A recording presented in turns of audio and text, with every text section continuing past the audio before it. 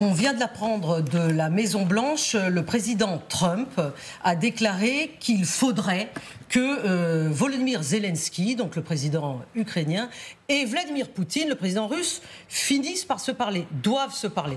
Donc ça, effectivement, c'est un élément nouveau.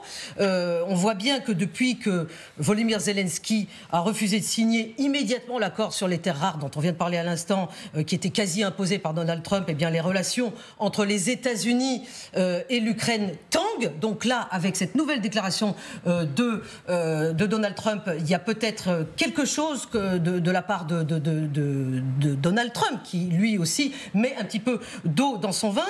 Mais Zelensky, lui, il a quand même bien du mal à ne pas exaspérer le président américain Donald Trump, ça se sent bien. Qui, lui, n'a pas hésité, on l'a bien vu toute la semaine, à l'insulter en le traitant de dictateur. Et il va même plus loin. On a une citation de lui, Guillaume, je crois, un son de lui, pardon. Donc on va l'écouter, on va écouter Donald Trump, qui n'a quand même pas mâché ses mots toute la semaine.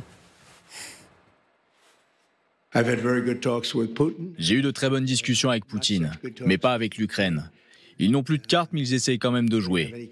Nous, non. Et nous n'allons pas laisser cela continuer. Cette guerre est terrible. Nous faisons des progrès incroyables. Nous avons fait plus de progrès que les administrations précédentes en 3 ans. Encore une fois, c'est si triste que ce conflit ait commencé. Charmant. Oui, donc là, Elisabeth Shepard-Selam, c'est ce à quoi on a eu droit toute la semaine. Mais on a l'impression que finalement Donald Trump ne sait pas sur quel pied danser. C'est-à-dire, quand il est avec un homme fort, pardon, entre guillemets, un strongman, qu'il pense comprendre, Vladimir Poutine, eh bien, il dit ce qu'on nous a dit qu'ils se disaient entre eux, c'est-à-dire il passe par-dessus le dos de tout le monde, et puis finalement il se rend compte que cette négociation, il va falloir que d'autres que lui l'amènent. Et là, c'est plus difficile. Alors, on a cette impression, cette cacophonie est aussi liée au fait qu'il est assez pressé, en fait. Il ne faut pas oublier que les 100 premiers jours d'un mandat américain sont, depuis Roosevelt, les 100 jours où on est jugé. Et il veut aller vite, il veut avoir un win, comme il dit. Et en fait, du coup, on entend... Non, vous n'êtes pas en train de me dire qu'il fait exprès de tenir tous ses propos parce que c'est les 100 jours et qu'ensuite ça va être un autre Trump qui sera beaucoup plus modéré. Non, je ne pense pas qu'il va être beaucoup plus modéré, mais je pense qu'il a en tête qu'il faut, pour son électorat, avoir un certain nombre de dossiers clos, parce qu'il les a promis dans sa campagne, et que ça lui pousse à faire des choses qui ne sont pas, surtout bon pour les Ukrainiens, mais de se précipiter au lieu de réfléchir et peut-être s'organiser un peu mieux. Alexandre Melnik, on a l'impression qu'à la fois, il déteste Zelensky, je pense que le terme est vraiment pas galvaudé. Profondément agacé. Complètement. Et d'un autre côté, il le laisse aussi complètement tomber. Alors que là, j'ai envie de dire, ce n'est pas une question de perception de qui aime bien qui, c'est vraiment une question, j'allais dire, de survie d'une nation. Donc est-ce qu'il est vraiment pas à côté du rendez-vous, là, aujourd'hui, Trump ? Trump, oui, parce que, enfin, il faut se demander quand même s'il a vraiment un plan. Moi, je pense que, comme Zelensky disait, qu'il n'a pas de plan du tout. C'est-à-dire, étant pressé, comme disait Elisabeth... Non, mais c'est pas lui qui va faire le plan. Voilà. C'est les personnes en dessous de lui. Lui, il parle à Poutine et c'est tout, ça lui suffit. Oui, mais les personnes en dessous de lui, ce sont ses marionnettes. Ils ont bien du mal. Finalement, ce sont marionnettes actionnées par le ventriloque qui s'appelle Trump. Voilà. Donc, c'est pour ça que lui, c'est le boss, le shérif. Hein. Le shérif, c'est lui. Mais le shérif n'a pas de boussole. Le shérif ne sait pas ce qu'il veut faire, mais en même temps, le shérif, qui est aussi un ingénieur du chaos, doit saturer l'espace médiatique. Il doit parler, il doit dire toujours quelque chose. Bah ça, là, pour le coup, c'est réussi. Oui, pour que nous parlions de lui, par exemple. Donc, alors, c'est pour ça qu'il nourrit toujours cet espace médiatique et politique par des déclarations complètement contradictoires.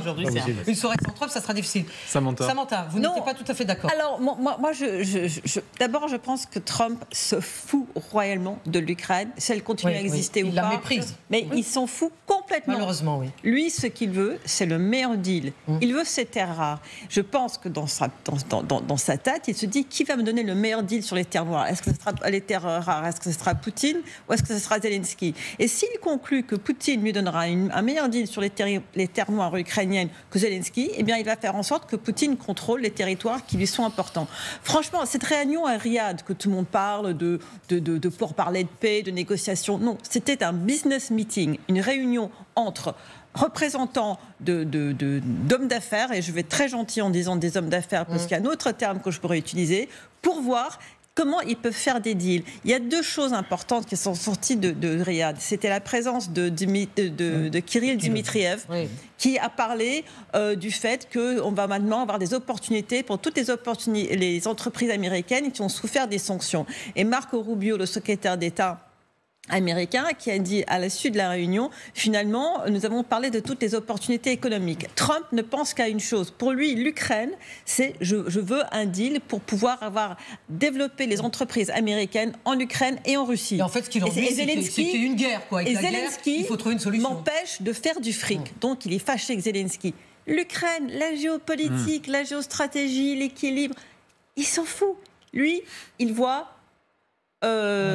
peut-être ces projets immobiliers dans le Donbass et ces terres rares. Et c'est tout. Alors, on a bien vu que Zelensky n'était pas vraiment l'odeur de sainteté aux yeux de Trump.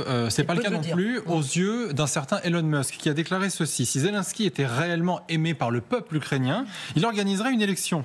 Il sait qu'il perdrait de manière écrasante, bien qu'il ait pris le contrôle de tous les médias ukrainiens, dit-il. En réalité, il est méprisé par le peuple ukrainien. Est-ce que c'est vrai, oui ou non, à votre avis? C'est là ce que vous venez de lire, ce qu'on voit à l'écran, c'est exactement le discours de Poutine. Ce n'est rien d'autre que le narratif, comme on dit maintenant. Depuis plusieurs jours, on reprend exactement les mêmes arguments. Ce sont mot pour mot ce que disait Poutine dans une interview il y a quelques semaines, à l'arrière d'une voiture blindée dans Moscou, un journal russe. C'est que un journaliste toujours le même, et celui qui a le seul accès à Vladimir Poutine. Vous vous souvenez, Lucas? Oui, tout à fait.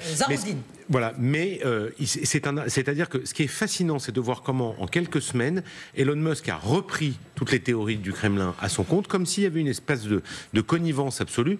Parce que par ailleurs, tout ça, on peut tergiverser tant qu'on veut sur la cote de popularité de Zelensky. Bien sûr qu'il n'est plus le Churchill qu'il a été au début de la guerre, adulé par tous les Ukrainiens. C'est normal, ça fait 3 ans de guerre. Il y a des milliers de morts, des centaines de milliers de blessés. C'est extrêmement compliqué. Mais tous les chiffres qu'avance l'administration américaine aujourd'hui sont complètement faux. Quand c'était pas Musk, mais Trump qui disait il est à 4% de popularité, c'est absolument faux. Les dernières estimations de popularité de Zelensky sont autour de 55-57%, des choses comme ça. Mais c'est fascinant à quel point la classe politique américaine là-dessus est quand même extrêmement silencieuse. Oui, personne ne parle. On voyait tout à l'heure ces images de Musk. Enfin, je veux dire, c'est un coup de force de Musk qu'il est en train de faire à la Maison-Blanche et dans ses déclarations. Avoir un tel mépris pour la souveraineté d'une nation au nom du business. Sans que ça gêne personne. Sans que ça gêne personne. Alors on a l'impression, vous parliez tout à l'heure de lapin dans les phares d'une voiture, c'est à peu près la même chose. C'est-à-dire qu'on se demande où sont passés, peut-être qu'ils ont effectivement peur pour le moment. Il y a beaucoup de gens aux États-Unis qui ont très peur de ce qui peut leur arriver, et donc plus personne ne s'exprime là-dessus.